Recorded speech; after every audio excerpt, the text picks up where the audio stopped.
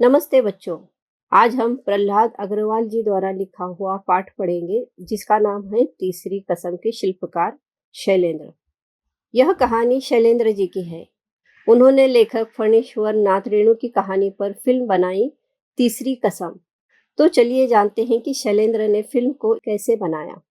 संगम की अद्भुत सफलता ने राज कपूर में गहन आत्मविश्वास भर दिया और उसने एक साथ 4 फिल्मों के निर्माण की घोषणा की।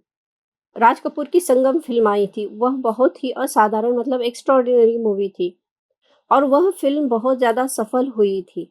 तो इस सफलता ने राज कपूर में एक आत्मविश्वास मतलब सेल्फ कॉन्फिडेंस भर दिया था और उसके बाद उन्होंने नई 4 फिल्में बनाने की घोषणा की मतलब ऐलान किया, अनाउंसमेंट किया। निर्माण मतलब प्रोडक्शन। वो 4 फिल्म कौन सी थी? तो मेरा नाम जोकर, अजंता, मैं और मेरा दोस्त और सत्यम शिवम सुंदरम। पर जब 1965 में राज कपूर ने मेरा नाम जोकर का निर्माण आरंभ किया, तब संभव था उसने भी यह कल्पना नहीं की होगी कि इस फिल्म का एक ही भाग बनने में 6 वर्षों का समय लग जाएगा। जब राज कपूर ने 1965 में मेरा नाम जोकर यह मूवी बनाना शुरू किया, तब उन्हें इस बात की कल्पना नहीं थी कि इसका एक ही भाग मतलब इस मूवी का एक ही पार्ट बनने में 6 साल लग जाएंगे। इन 6 वर्षों के अंतराल में राज कपूर द्वारा अभिनीत कई फिल्में प्रदर्शित हुई। तो जो 6 सालों का बीच का समय था, उस समय में राज कपूर की कई फिल्में रिलीज हुई, प्रदर्शित हुई मतलब रिलीज हुई, जिनमें सन 1967 में प्रदर्शित हुई शैलेंद्र की तीसरी कसम भी शामिल है। तो जो 6 सालों का इंटरवल था, उसमें शैलेंद्र ने जो प्रोड्यूस की हुई थी वह तीसरी कसम फिल्म भी रिलीज हुई, जिसकी हीरो राज कपूर थे। यह वह फिल्म है जिसमें राज कपूर ने अपने जीवन की सर्वोत्कृष्ट भूमिका अदा की। सर्वोत्कृष्ट मतलब सबसे श्रेष्ठ, सबसे अच्छा। तो तीसरी कसम में राज कपूर ने उनके जीवन के सबसे अच्छा अभिनय किया या एक्टिंग की। यही नहीं, तीसरी कसम वह फिल्म है जिसने हिंदी साहित्य की एक अत्यंत मार्मिक कृति को सेल्यूलाइट पर पूरी सार्थकता से उतारा। तीसरी कसम ऐसी इमोशनल फिल्म थी जो हिंदी लिटरेचर पर बनी थी। साहित्य मतलब लिटरेचर। और इस भावनात्मक कहानी को पूरे अर्थ के साथ सेल्यूलाइट पर मतलब कैमरा की फिल्म पर उतारा गया था। उतारा गया था मतलब दिखाया गया था। तीसरी कसम फिल्म नहीं, सेल्यूलाइट पर लिखी कविता थी। इस वाक्य का अर्थ होता है, इस फिल्म में एक भावनात्मक साहित्यिक कहानी थी, मतलब इमोशनल स्टोरी थी जो लिटरेचर पर बेस्ड थी और इसे बहुत ही सुंदर और संवेदनशीलता से पर्दे पर दिखाया गया, जैसे कविता को कैमरे में उतार दिया गया हो। तीसरी कसम शैलेंद्र की जीवन की पहली और अंतिम फिल्म है, मतलब उन्होंने अपने जीवन में एक ही फिल्म बनाई जो तीसरी कसम थी। तीसरी कसम को राष्ट्रपति स्वर्ण पदक मिला। बंगाल फिल्म जर्नलिस्ट एसोसिएशन द्वारा सर्वश्रेष्ठ फिल्म और कई अन्य पुरस्कारों द्वारा सम्मानित किया गया। तो यहाँ बताया गया है कि फिल्म इतनी अच्छी थी कि उसे राष्ट्रपति स्वर्ण पदक और अन्य पदक मतलब अवार्ड भी मिले। मॉस्को फिल्म फेस्टिवल में भी यह फिल्म पुरस्कृत हुई, मतलब मॉस्को फिल्म फेस्टिवल में इसे अवार्ड मिला। इसकी कलात्मकता की लंबी चौड़ी तारीफें हुई। इसकी जो आर्टिस्टिक क्वालिटी थी, जिस तरह यह फिल्म बनाई गई थी, उसकी बहुत तारीफ हुई। इसमें शैलेंद्र की संवेदनशीलता पूरी शिद्दत के साथ मौजूद है। इस फिल्म में शैलेंद्र जी के अंदर जो भावुकता थी, जो सेंसिटिविटी थी, उसे पूरी तरह पूरी तीव्रता के साथ दिखाया गया। उन्होंने ऐसी फिल्म बनाई थी जिसे सच्चा कवि हृदय ही बना सकता था। तो उनके अंदर जो भावुकता थी, सेंसिटिविटी थी, उसे पर्दे पर लाने के लिए उन्होंने यह फिल्म बनाई थी। और उनकी फिल्म ऐसा ही आदमी समझ सकता था जिसके अंदर कवि मन हो। शैलेंद्र ने राज कपूर की भावनाओं को शब्द दिए हैं। इस वाक्य का अर्थ होता है, राज कपूर अपनी भावनाएं आंखों से दिखाते थे और शैलेंद्र ने उन भावनाओं को सुंदर शब्दों और गीतों में बदल दिया। राज कपूर ने अपने अनन्य सहयोगी की फिल्म में उतनी ही तन्मयता के साथ काम किया, किसी पारिश्रमिक की अपेक्षा किए बगैर। राज कपूर और शैलेंद्र बहुत ही करीबी दोस्त थे और उन्होंने अपने दोस्त की फिल्म में इतना ध्यान से और लगन से काम किया और उस काम के बदले में उन्हें किसी भी धन की अपेक्षा नहीं थी। तो उन्होंने पैसे की उम्मीद नहीं की और शैलेंद्र की फिल्म में काम किया।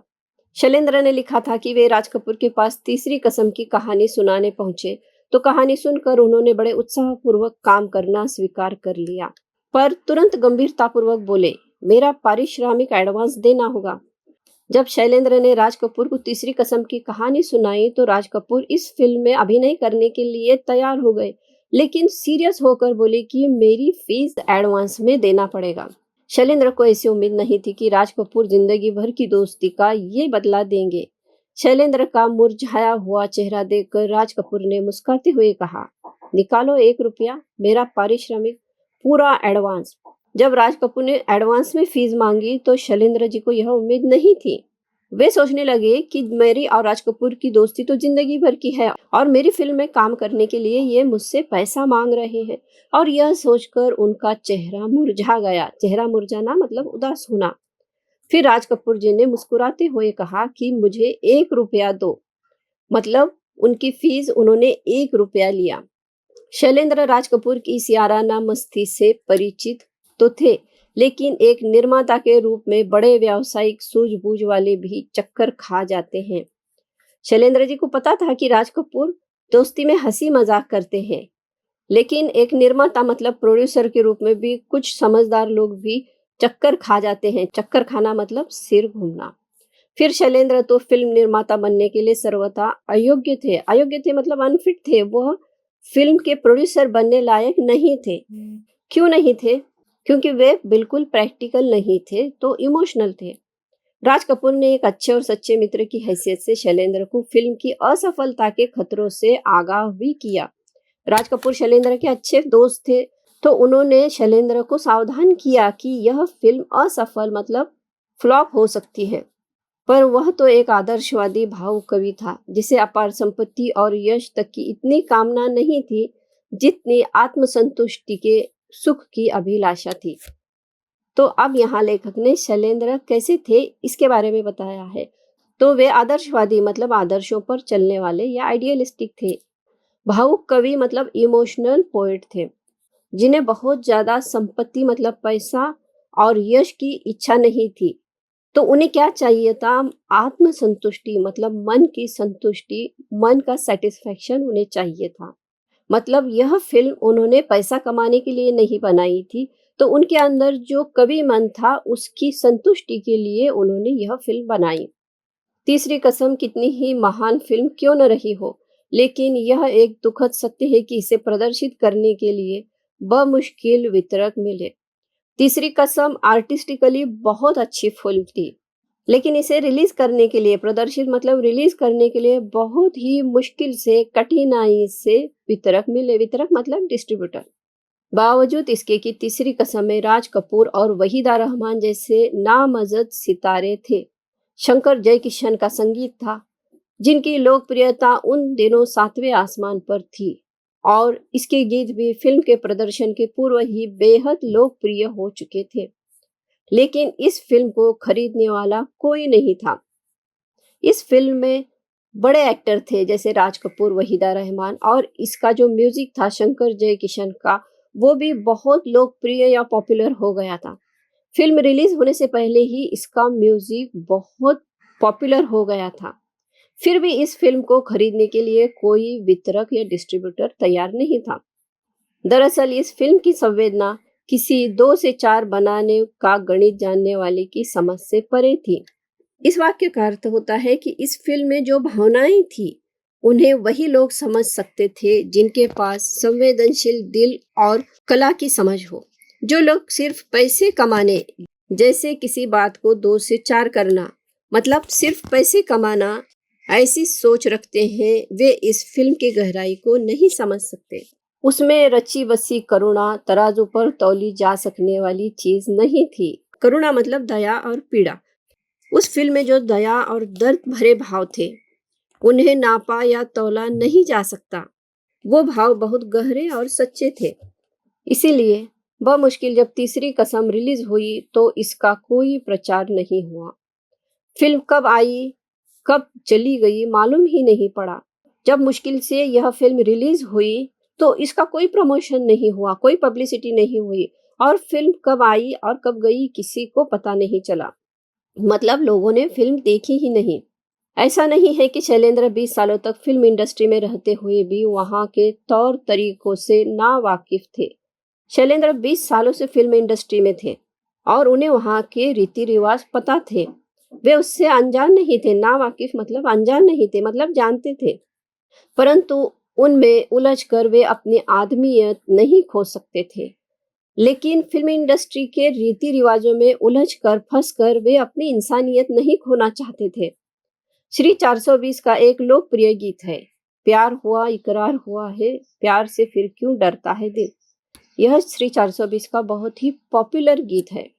इसके अंतरे की एक पंक्ति, रातों दसों दिशाओं से कहेंगी अपनी कहानियां, पर संगीतकार जय किशन ने आपत्ति की। इस गीत में एक अंतरा था और उस अंतरे में ये लाइन थी, और इस लाइन पर उस फिल्म के संगीतकार म्यूजिशियन जय किशन ने विरोध किया या ऑब्जेक्शन दिखाया। उनका ख्याल था कि दर्शक 4 दिशाएं तो समझ सकते हैं, 10 दिशाएं नहीं समझते। जय किशन ने इस लाइन पर क्यों विरोध किया था? क्योंकि वो सोचते थे, उनका विचार था कि ऑडियंस 4 दिशाएं तो समझ सकती है लेकिन 10 दिशाएं नहीं समझती। 10 दिशाएं कौन सी होती है? तो मेन 4 दिशाएं और उसके बीच की 4 दिशाएं और ऊपर और नीचे। लेकिन शैलेंद्र परिवर्तन के लिए तैयार नहीं हुए। उनका दृढ़ मंतव्य था कि दर्शकों की रुचि की आड़ में हमें उथलेपन को उन पर नहीं थोपना चाहिए। दृढ़ मंतव्य मतलब पक्का इरादा था। तो उनका पक्का इरादा था कि दर्शकों की पसंद का बहाना बनाकर हमें उन्हें घटिया या हल्की चीजें नहीं दिखानी चाहिए। उथलेपन मतलब घटिया या हल्की चीजें। कलाकार का यह कर्तव्य है कि वह उपभोक्ता, यहाँ उपभोक्ता मतलब दर्शक, की रुचियों का परिष्कार करने का प्रयत्न करे। उनका मानना था कि एक सच्चे कलाकार का काम है कि वह लोगों की पसंद को और अच्छा बनाने की कोशिश करे।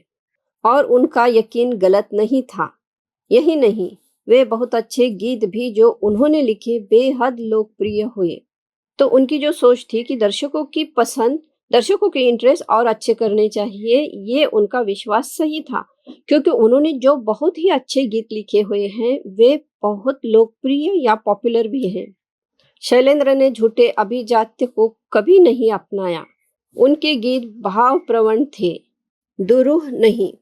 इसका मतलब क्या होता है कि शैलेंद्र ने कभी भी दिखावटी या नकली ऊंचाई नहीं अपनाई। अभिजात्य मतलब कृत्रिम या दिखावटी ऊंचाई।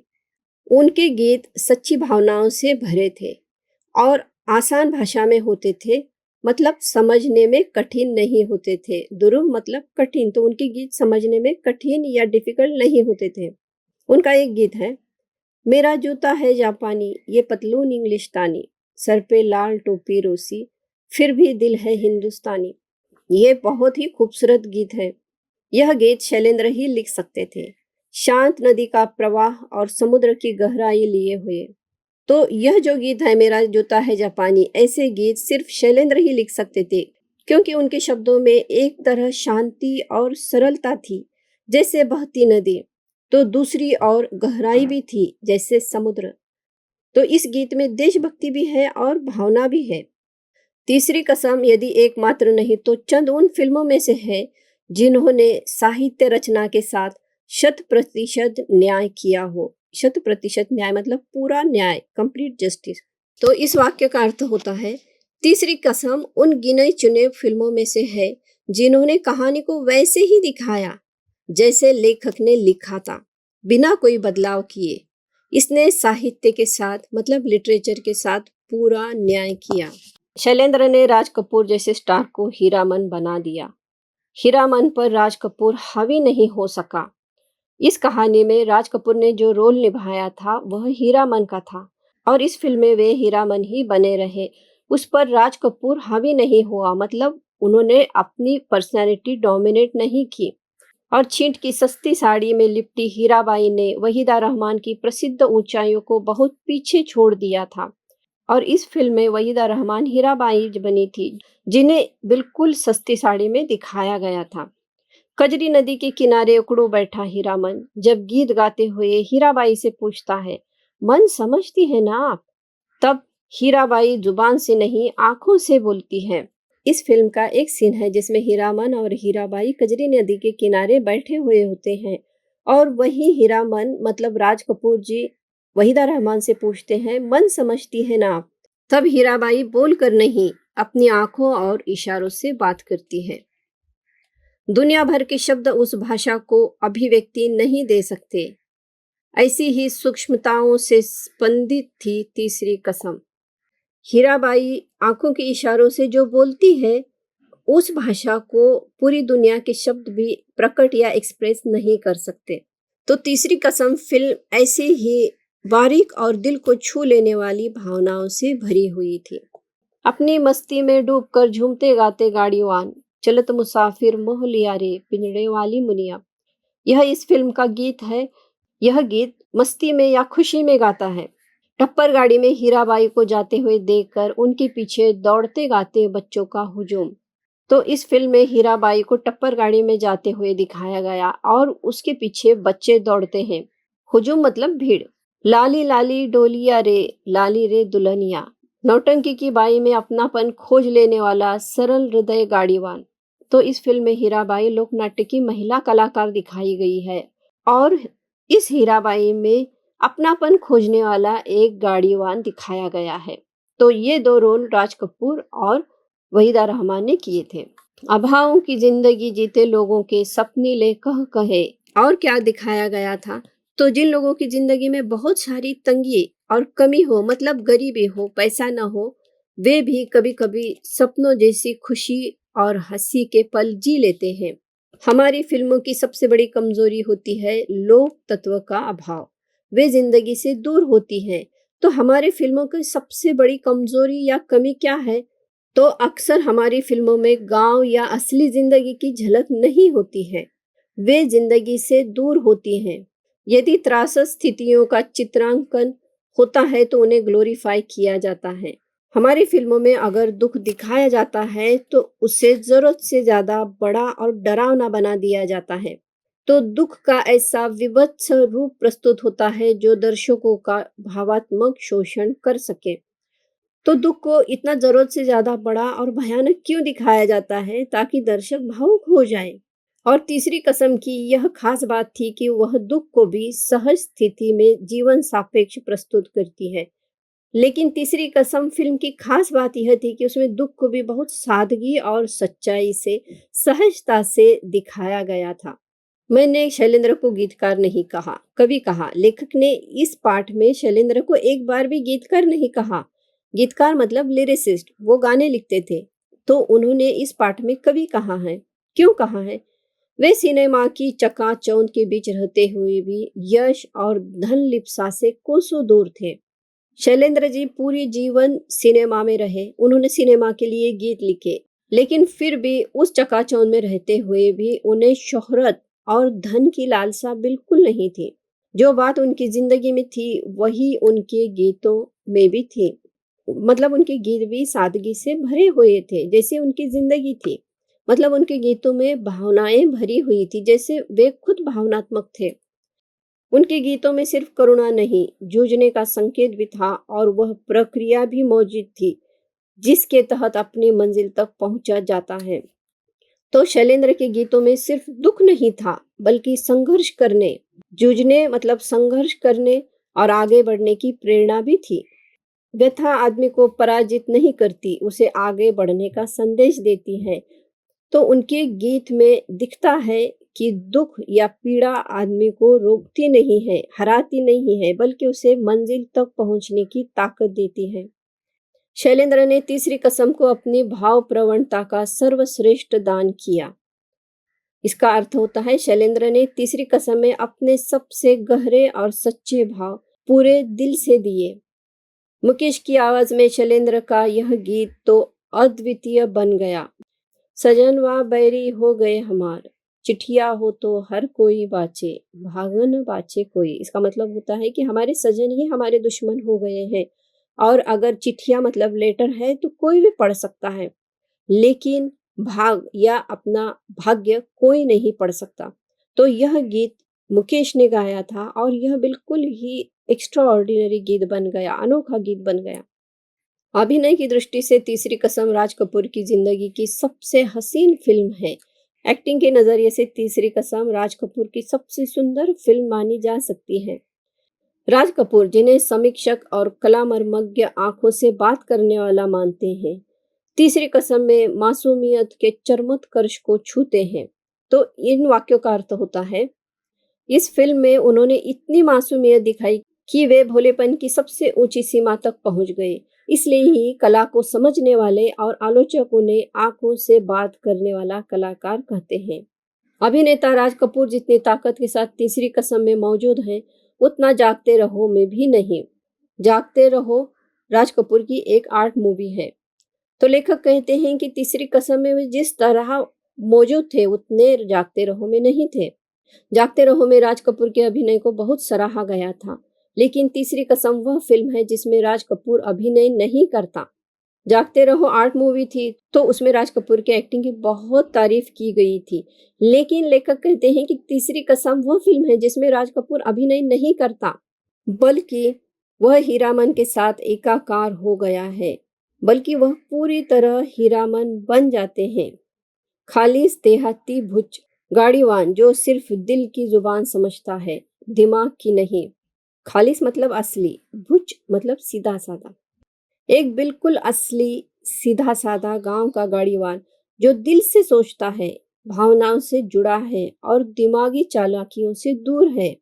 दिमाग की नहीं मतलब दिमागी चालाकियों से दूर है, मतलब बिल्कुल इनोसेंट है, जिसके लिए मोहब्बत के सिवा किसी दूसरी चीज का कोई अर्थ नहीं है। मतलब वह सिर्फ मोहब्बत या प्यार ही समझता है। बहुत बड़ी बात यह है कि तीसरी कसम राज कपूर के अभिनय जीवन का वह मुकाम है जब वह एशिया के सबसे बड़े शोमैन के रूप में स्थापित हो चुके थे। राज कपूर को शोमैन कहा जाता था और वे एशिया के सबसे बड़े शोमैन के रूप में एस्टैब्लिश हो चुके थे। और इसी समय राज कपूर की तीसरी कसम मूवी आई थी और इस मूवी में उनका अभिनय बहुत ही लाजवाब था। उनका अपना व्यक्तित्व एक किंवदंती बन चुका था। किंवदंती मतलब लेजेंड, वो लेजेंडरी बन चुके थे। लेकिन तीसरी कसम में वह महिमामय व्यक्तित्व पूरी तरह हीरामन की आत्मा में उतर गया।